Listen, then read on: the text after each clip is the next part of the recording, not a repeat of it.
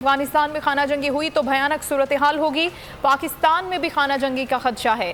वजीर आजम ने दुनिया को खबरदार कर दिया। 10,000 जंगजू अफगानिस्तान भेजने का इल्ज़ाम अहमकाना करार दे दिया। अमरीकी टीवी को इंटरव्यू में कहा कि अफगानिस्तान हम पर तालिबान को महफूज ठिकाने फराहम करने का इल्ज़ाम लगाता है, लेकिन इसके सबूत नहीं देता। बोले, अमरीका मुखालिफ बयान पर तालिबान खान कहा गया। अमरीका अफगान मसले का हल निकालने में नाकाम हो रहा है। तालिबान खुद को फातेह समझ रहे हैं। वो चाहते हैं कि अशरफ गनी की हुकूमत का खात्मा हो। अशरफ गनी इंतखाबात करवाने में ताखीर करते हैं तो तालिबान भी इसका हिस्सा बन सकते थे। इससे ज़्यादा कुछ नहीं कर सकते। वज़ीर आज़म ने वाज़ेह किया कि पाकिस्तान अब मज़ीद किसी जंग का हिस्सा नहीं बनेगा। अफगानिस्तान में अमन चाहते हैं, किसी महाजराए का हिस्सा नहीं बनना चाहते। Would be if there's a civil war and a protracted civil war. And from Pakistan's point of view, that is the worst case scenario, because we face two scenarios. One, a refugee problem, and what we fear is that a protracted civil war would mean more refugees. And you know, our economic situation is not such. The Afghan government said jihadi fighters have crossed over. This is absolute nonsense. Why don't they give us evidence of this? Firstly, let me just go back. When they say that Pakistan gives safe havens, sanctuaries to Taliban, where are these safe havens? If there's a conflict going on in Afghanistan and there are bases in Pakistan, we then become targets.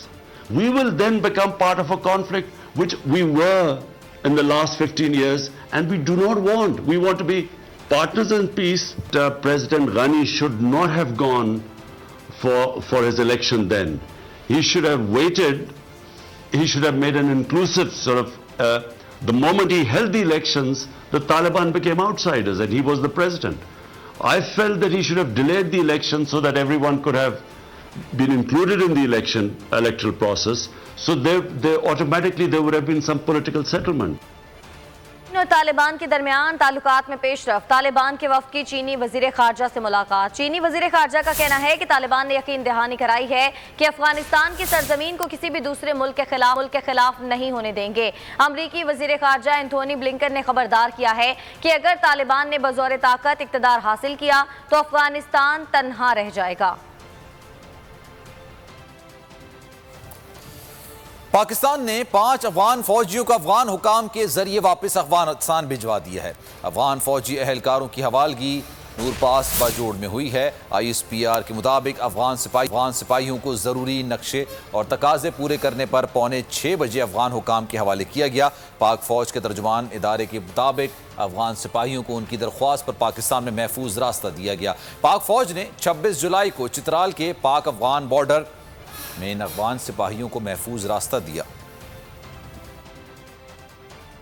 वज़ीर आज़म इमरान खान ने शहबाज शरीफ की हत्या के इज्जत के दावे का जवाब जमा करा दिया। इमरान खान ने नवाज शरीफ या शहबाज शरीफ से रकम की बराह रास्त पेशकश की तरदीद कर दी। कहा, ऑफर उमर फारूक नामी शख्स के जरिए आई। कहा गया, पैनामा लीक्स की पैरवी छोड़ दें तो वो भारी रकम देने को तैयार है। नून लीग ने इमरान खान से शहबाज शरीफ से मुआफ़ी मांगने का मुतालबा कर दिया। मरियम औरंगज़ेब बोली, इमरान साहब को अपना हर इल्ज़ाम, बहतान और झूठ वापस लेना पड़ेगा।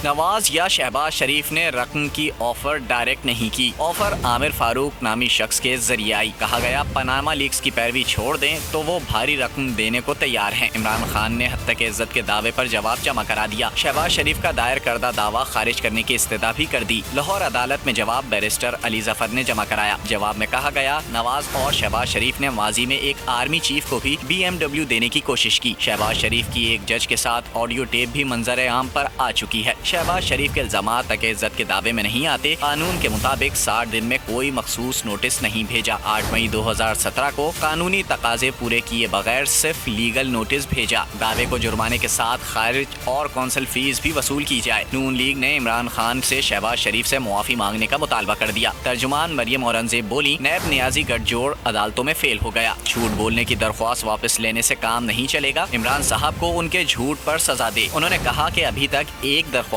वापस ली है। इमरान साहब को अपना हर इल्जाम, बहतान और झूठ वापस लेना पड़ेगा।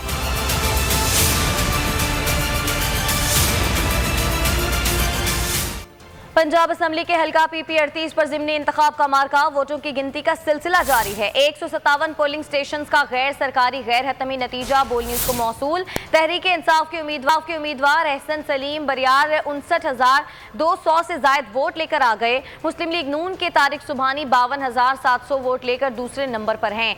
PTI के उम्मीदवार को 6,000 से जायद वोटों की बरतरी हासिल है। इसी पर बात करेंगे हमने अपने नुमाइंदे नदीम अता गौरी से। जी नदीम, बताइएगा। आज बिल्कुल सियालकोट के अंदर हल्का PP 38 के आज ज़िमनी इंतखाबात का मैदान सजा हुआ था, जहां पर पाकिस्तान तहरीक इंसाफ के एहसन सलीम बरियार उम्मीदवार थे, जबकि इनके मद्देमुकाबिल पाकिस्तान मुस्लिम लीग नून के उम्मीदवार चौधरी तारिक सुबहानी थे। यहाँ पर कुल वोटर्स की तादाद तो 2,33,422 थी, लेकिन आज टर्न आउट ऐसा ज्यादा रहा कि जनरल इलेक्शन में भी इतने वोट कास्ट नहीं हुए जितने आज के ज़िमनी इलेक्शन। आज हमारे पास जो गैर खत्मी गैर सरकारी नतीजा 165 टोटल पोलिंग स्टेशन थे, उनका मौसूल हो चुका है बोल न्यूज को, और बोल न्यूज अपने नाज़रीन को बता रहा है कि पाकिस्तान तहरीक इंसाफ के उम्मीदवार एहसन सलीम बरियार ने 60,588 वोट लेकर ये इलेक्शन जीत लिया है, जबकि पाकिस्तान मुस्लिम लीग नून के तारिक सुबहानी ने 53,471 वोट लेकर दूसरी पोजीशन हासिल किया। ये गैर हतमी गैर सरकारी नतायज हैं टोटल पोलिंग स्टेशन के 165 पोलिंग स्टेशन के, जिनका हमें रिजल्ट मौसूल हो चुका है। मुताबिक यहाँ पर पाकिस्तान तहरीक इंसाफ ने हल्का PP 38 के ज़िमनी इलेक्शन में यहाँ पर जीत हासिल की है और आज का इलेक्शन जीत लिया है। जी बहुत शुक्रिया आपका नदीम अता गौरी। आजाद कश्मीर इलेक्शन में शिकस्त क्यों हुई, नवाज शरीफ और शहबाज शरीफ में राब्ता, धांधली, पार्टी पॉलिसी और बयानी पर गुफ्तगू। शहबाज शरीफ ने आजाद कश्मीर हुकूमत की कारकर्दगी पर तहफ्फुज़ात का इजहार किया। अपोजिशन लीडर ने राजा फारूक हैदर से धांधली के शवाहिद मांग लिए, कहा ठोस सबूतों के बगैर एहतजाज और धरने की तरफ जाना बेकार होगा। इस्लामाबाद हाई कोर्ट ने एवनफील्ड रेफरेंस में नवाज शरीफ की जमानत मनसूखी की दरखास्त गैर मौसर होने पर निपटा दी। दीगर 2 नैब अपीलों पर समाअत 21 और 28 सितंबर तक मुलतवी कर दी गई।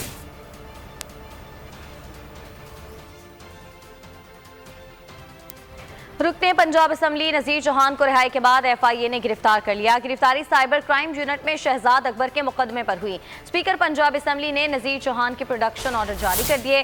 कल पंजाब असम्बली के इजलास में शरीक हो सकेंगे। नज़ीर चौहान ने गुज़िश्ता रोज गिरफ्तारी के बाद जमानत करवाई थी।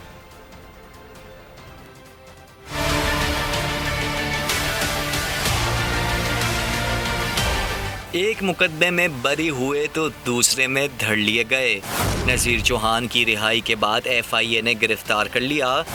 गिरफ्तारी साइबर क्राइम यूनिट में शहजाद अकबर के मुकदमे पर हुई। लाहौर पुलिस ने नज़ीर चौहान को गिरफ्तार किया था। उन्होंने FIA को अपना बयान रिकॉर्ड कराया था। सेशन अदालत ने जमानत मंजूर की थी। मचल के जमा ना कराने पर उन्हें जेल मुंतकिल कर दिया गया था। रोबकार पहुँचते ही FIA ने दोबारा गिरफ्तार कर लिया। रिहाई के लिए पहुंचने वाले पार्टी कारकुनान को मायूस लौटना पड़ा। स्पीकर पंजाब असम्बली चौधरी परवेज इलाही ने नज़ीर चौहान के प्रोडक्शन ऑर्डर जारी कर दिए। नज़ीर चौहान पंजाब असम्बली के इजलास में शरीक हो सकेंगे। नज़ीर चौहान की गिरफ्तारी पर तरीन ग्रुप का पंजाब असम्बली इजलास में पुरअमन एहतजाज का फैसला। वफ्द वज़ीर आज़म इमरान खान से मिलकर ज़्यादतियों पर तहरीरी रिपोर्ट पेश करेगा। तरीन ग्रुप के इजलास में गिरफ्तारी की शदीद मुज़म्मत की गई। रहनुमाओं का मौक़िफ़ था कि बेबुनियाद मुकदमा तरीन ग्रुप के हौसले तोड़ नहीं सकते। नज़ीर चौहान की गिरफ्तारी पर तरीन ग्रुप का इजलास। तरीन ग्रुप का पंजाब असम्बली में पुरअमन एहतजाज का फैसला। वफ्द वज़ीर आज़म इमरान खान से मिलेगा। वफ्द ज़्यादतियों पर तहरीरी रिपोर्ट पेश करेगा। तरीन ग्रुप ने हंगामी इजलास में अहम फैसले कर लिए। तरीन ग्रुप की MP नज़ीर चौहान की गिरफ्तारी की शदीद मुज़म्मत। इजलास में रहनुमाओं ने मौक़िफ़ इख्तियार किया कि शहजाद अकबर ताकत का मुज़ाहिरा कर रहे हैं। हुकूमत को कोई फ़ायदा नहीं होगा। बेबुनियाद मुकदमा तरीन ग्रुप के हौसले तोड़ नहीं सकते। मामले को तूल देने के बजाय इसका हल ढूंढे। हुकूमत ऐसी कार्रवाइयों से तरीन ग्रुप को एहतजाज पर उकसा रही है।